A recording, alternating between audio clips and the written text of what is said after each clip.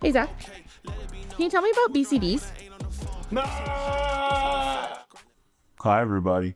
Today we're going to talk about BCDs. It's been a long time since I've done a BCD tips video. My OG BCD hacks video was one of the first videos I did. Go check that out if you want to cringe. But it is definitely time to talk about some BCD tricks that I like to use that I don't always see people using. And I've got a few for you, and then I've got one at the end that's brand new to me. It's cool, it's a great idea, and I think a lot of people are going to want to try it. We're saving that for the end. All right, so tip number one. Basically, we're going to be talking about side mount BCDs for the most part for this, although some of this can be applicable to back mount BCDs. One key difference between side mount BCDs and back mount BCDs, especially like tech back mount BCDs, is that side mount BCDs don't lend themselves super well to running your backup lights underneath your shoulder D-rings and just having some kind of bungee or elastic or something to hold it down. This is definitely the way to stow your backup lights in a back mount configuration. It's great, they're easy access, and they stay out of the way nicely.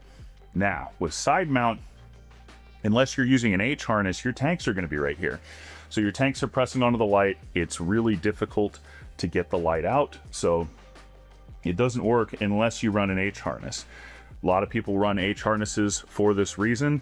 I'm not an H harness guy. I've run it before and it just doesn't work for me. So the other options are to stow your backup lights in places like your pocket, or just clip it to you, or put it in your butt pouch, but none of those in my mind are really good options. If it's stowed in a pocket or a butt pouch, it could be on and you wouldn't realize it. One of the best things about having your lights out in the open is if it turns on, you or your buddy could see it, and then they can signal to you and let you know, hey, you got to turn off your backup light, you're going to waste the battery. The only way to run them down from your shoulder D-rings is to run an H harness, really. It just doesn't work the other way. So since I don't run an H harness, it's not really for me. I had to come up with something else, and something that I very rarely see people doing. And when I see people doing something very rarely, it always makes me super cautious, because usually there's some reason that I don't know about that they're doing it this way. However, I think in this instance, it just never really caught on as something that people would do. But I like to store my backup lights. I like to run them over the back of my shoulder. So when it's hanging, I pop them out so it's not stretching my bungees out. But when I'm diving, I slide the light up through this bungee and this sits on my shoulder. For me personally, this works out really well, especially with a short backup light. If you're a big guy, this is going to be even more useful to you because you can get bigger lights up here. But depending on where you have your attachment point, by the way, I really like the X-Deep Triangle D-Ring Tri-Glide because it's just kind of perfect for this. But depending on where you have your attachment point here and how long your light is and all that stuff, it just kind of governs what you can get away with. One really important thing about running your light over the shoulder is that if you try to just throw a Snoopy loop on here, it's not going to work. You don't have gravity helping you out. You actually have gravity kind of working against you, especially when you're walking around on the surface. So what you need to do is you need to have a bungee or some other attachment thing, but it needs to be secured in place. So I've got mine run through a Tri-Glide here. The bungee is really nice because if I get my BCD on and I forgot to run this through my shoulder, it is really easy. I can even do it one-handed to get it up in there. It's very easy to stow the light. But you have to have the Tri-Glide, otherwise this will come down and your light's going to pop out and it's going to be out of place all the time. But if you do it this way, it works really good. Because on this side, I have a slightly longer light. And I've just been trying this out recently, but I have a slightly longer light. And when it's stowed at this angle, it kind of points up and over my shoulder. So what I've done to alleviate this for myself is I've ordered a shorter light. So I've got a Halcyon Photon Mini coming that's about the size of my Ammonite, and I'm going to try that out for a while. However, I do think that if I were to move this attachment point, if I put another Tri-Glide here and I move this guy up a little bit, it could sit a little bit cleaner over my shoulder, but then it might be more difficult to reach with the bolt snap and stow. So I haven't tried that yet. I'm still messing around with this, but I think it's really useful, and I think more people should consider it. So consider whether or not it would be good for you to run your backup lights over your shoulder on Sidemount. All right, next tip. So I've been working a whole lot with my BCD, just trying to get everything dialed in, and I've been kind of experimenting with some different types of bespoke hardware. So stuff from like Sump UK would probably be the original one that I can think of that was really doing some crazy stuff. And then Piranha makes some cool stuff, and some of this stuff I've really liked. Like I replaced my butt D-ring with this segmented D-ring from Piranha, and it's kind of a pain to do because you have to cut the old D-ring off, and then you have to make a little slice in this thing so you can fit it on, but I really like that. I'm also really liking these new drop D-rings that I got from Sump UK. They're pretty useful, and I like that they've got a spot specifically for my butt pouch. It kind of keeps the double enders in place better, which is good because I have this short canister, which is actually kind of a pain in the butt because the butt pouch wants to get hooked underneath it and stuff like that, and every once in a while things aren't laying right, so I do have to check that. But I do really like these. One thing that I wanted to talk about with all that custom hardware, even though this stuff is getting, like, there's so many different types of D-rings and stuff out there, you can almost find exactly what you want. But if you can't, there's kind of a way to get around that. So for my steel tanks, because they hang, I really want the leash and the attachment point to be small and tight. I want the tanks to move as little as possible, especially if I flip over for some reason. Your tanks a lot of times will just hang way down, and I really don't want them to do that. I want them to stay as close to where they are as possible if for some reason I gotta flip upside down and scamper along the ceiling. So because of that, I use, once again, the XD triangle D-rings to clip off my steels right here. And I really wanted to have something else here because it's hard to get into your pockets in Sidemount. I really don't even use my pockets in Sidemount because they're just such a pain to get to. Sometimes I'll store wet notes or something like that in there. So I need a lot of attachment points on the back. That's why I swapped out for this piece of hardware right here. And then I decided that I wanted to have another nice dedicated attachment point. One on one side for my reel or a camera, depending on what I'm doing, and one on the other side for my safety spool. So the safety spool can always be in the exact same spot. So I tried a segmented D-ring here, and it was okay. I didn't like the way when I clipped off, it would kind of torque and the tanks would pull the D-rings and it would kind of twist my waist strap. So I wanted to stick with the triangle D-ring, but have some kind of attachment point right on the back side of it. So whatever I clip off is going to sit between me and my tank nicely. So what I did was I got these. These are actually meant to go on your shoulder and have your loop bungees run through, but it's got a fairly large little attachment point there, which is not all that difficult to hit. So I keep my safety spool on there a lot of the time. And one other thing that you'll notice is that I have this D-ring just slightly bent up, and that makes it 10 times easier to clip off my big heavy tanks to this little tiny spot. So having just that little bit of extra to get the bolt snap under is really helpful. And the way that I did that is I just threw it in a vise and got a big crescent wrench and put a little bend in it. So that can be super useful doing something like that to a triangle D-ring if you're using it for that purpose. But the key takeaway here, the trick that I'm talking about, is no one ever said that you could not stack up D-rings to have them in the same spot, essentially making your own custom singular piece, right? You've got a triangle D with a little loop on the back. That's nice.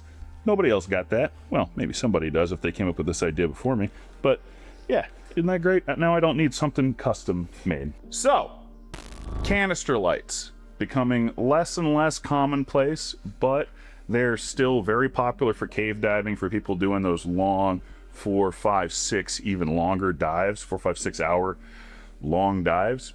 You need a lot of battery power, and to have a big battery means you're going to be adding weight. So if you've got a wireless light that's on your wrist, it's going to get heavier and heavier the more battery you need. And to be honest, it's getting to the point where you don't need a canister light as much these days, but I still like having the nice light head on my fingers. In fact, my favorite little handle is just kind of based on that. Like, it's so light underwater that I can just stick it on my finger and just point around. This is my design that might be on the website at some point.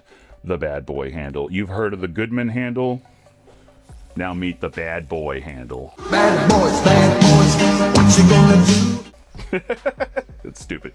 Anyway, getting back to it, canister lights still definitely have their place. One of the biggest problems with canister lights is they're very rarely does one size fit all. You know, people have different torso lengths and different arm lengths, so it's going to change what length light cable you need. I had too short of a underwater light dude cable, so I sent it off, and when I got it back, it was honestly a little bit long, even though I measured the way I was supposed to. I wasn't going to send it back again. Too long is better than too short. So in order to deal with that, what I do is I've got my light run up through here. As you can see, I've kind of got it stashed in some places. I charge my light on the BCD, so I can kind of get away with leaving this on here. And this is just to kind of keep things clean. Runs up through my shoulder strap, so it's keeping it between the BC and my body. But then I run it back behind the spine strap and around this strap right here. And what that does is it just takes up about that much length, which is about how much longer my light cable is than I need it to be. And it makes my cable basically the perfect length. So easy, nothing to worry about. And that's not even really something that I'd be annoyed to deal with. The other option is to wrap it around while you're diving. And some people really like this because then when you're done with your light, you can just kind of hang it over your wrist for a little bit, do something, and then stick it back in your hand. And that's kind of neat. Not for me personally. It's not the way I like to do things. So having the light cable be the proper length in this manner really works for me. All right, last but not least, I recently saw this as a new type of trick from the guys at sidemounting.com. That's Steve Martin and Voss. I forgot Voss's last name. I'm sorry, Voss. Steve and Voss. Not trying to steal your idea. I think it's a great idea. Let's be friends, guys. If you like this idea, it did not come from me, so go check out sidemounting.com. So since I started diving the X Deep as opposed to my Katana 2, I've noticed that one thing that a lot of people have difficulty with is the dump valve. You know, it's in a location where it can be kind of difficult to reach, and with a side mount rebreather on, like the Sidewinder or the Gemini, for a lot of people, it can be dang near impossible to reach, but it does not have to be that way. Obviously, you could figure out a way to run some type of remote dump, but if you want something really, really simple that you can try out, you can take a little piece of bungee like this, and you can run it through one of these grommets on either side so that you can keep your pull for the pull dump in a location that's easier for you to reach. Now, left side, right side, the issue with this is that it only makes it easier for you to reach it from one side. However, Stephen Voss made the point that not being able to reach it from both sides is significantly worse than being able to reach it from only one side. And that being said, even if you do this mod, you can still reach over and grab the string and pull it from the other side if you need. But left or right side, I'm gonna go left. I'm really used to left. Right might make more sense, but I've always had BCDs that had the dump on the left, especially when I was doing back mount stuff. I'm just used to it. So we're gonna go with the left. What I'm gonna do is get into the BCD and access it through the zipper. And then I'm gonna take my little tiny loop of bungee and I'm gonna reach down and I'm gonna get behind the bladder and I'm gonna push it through this grommet here. Now we'll see, that actually looks like it might be a little bit big, but for the purposes of this video, it'll work. You might want it to be a little bit smaller. Then I'll pass my pull dump line through and reaffix the little dumpy boy. Whatever this is called, pull tab, toggle.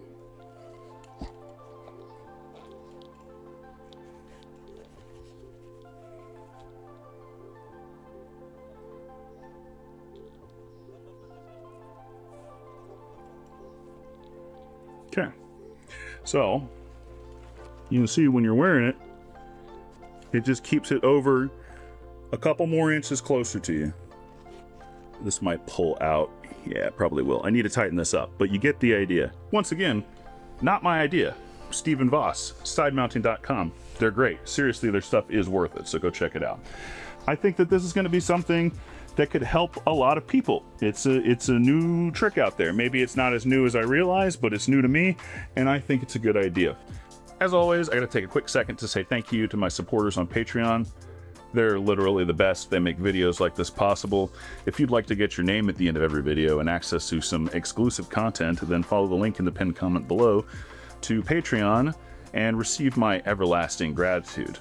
If you'd like to get involved and maybe you don't want to spend any money, you can follow the link in the pinned comment to our Discord server. It's a friendly place where you can get free tips, tricks, and help with your dive gear, and we'd love to see you there. And do me a favor and binge watch my videos. Much appreciated. Thanks for watching. Dive safe, dive hard, and I'll see you in the water.